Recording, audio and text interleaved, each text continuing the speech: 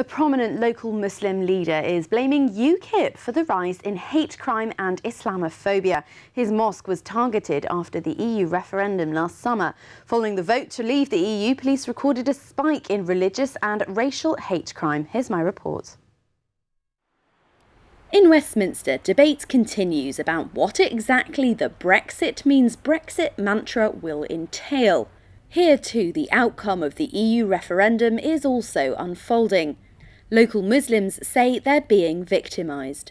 The biggest one that we've received recently after the Brexit or around by the Brexit time was someone plastering a graffiti message onto our mosque door, which was "Go home" in not so polite a word. So that was a bit uncomfortable for some of the members.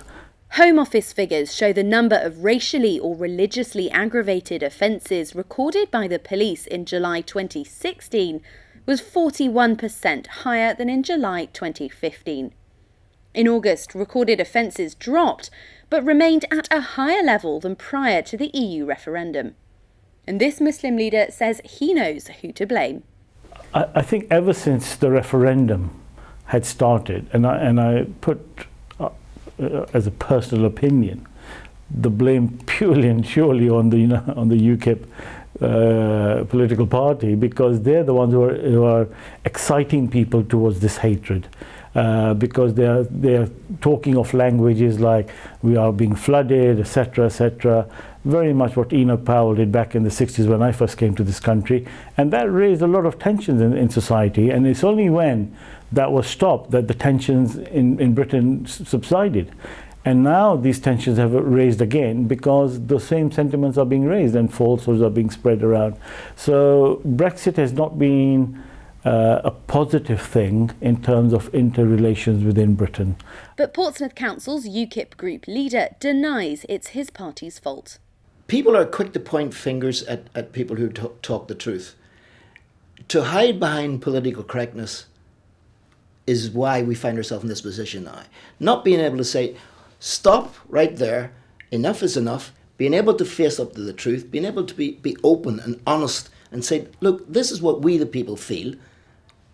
Forget about your political correctness. This is the truth of the matter. We ask you politicians to study this, listen to us and act upon it. This is all we're asking. To call us fascists or Nazis or that stigma attached to being UKIP is very clever work from the established parties.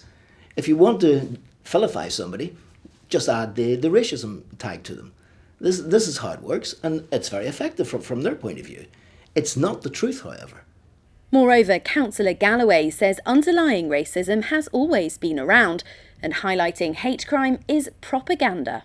How do you establish this suddenness? Not just UKIP. Do you honestly think we were that important? We had such great influence that we could create this? I don't think so. Do you, as a party, accept any of the blame for the increase in racial tensions and hate crime that has been witnessed since? No, how can we? Is it something which is just suddenly manifested itself? Of course not. There's an underlying tone being there all the time. And the fact that the press wants to highlight these actions, these incidents, is works again for the established parties. Of course it does. It's nothing new. It's a propaganda protocol. It's something which we anticipate, something which we shrug our shoulders at because it's certainly far from the truth. So you're saying that Home Office figures that suggested a 41% spike in hate crime is propaganda? I would say it's partial propaganda, yes. I'm not saying it hasn't happened. Hampshire Police say they're committed to investigating all crimes motivated by hate, supporting victims and bringing offenders to justice. Charlotte Briere-Edney, that's Solent.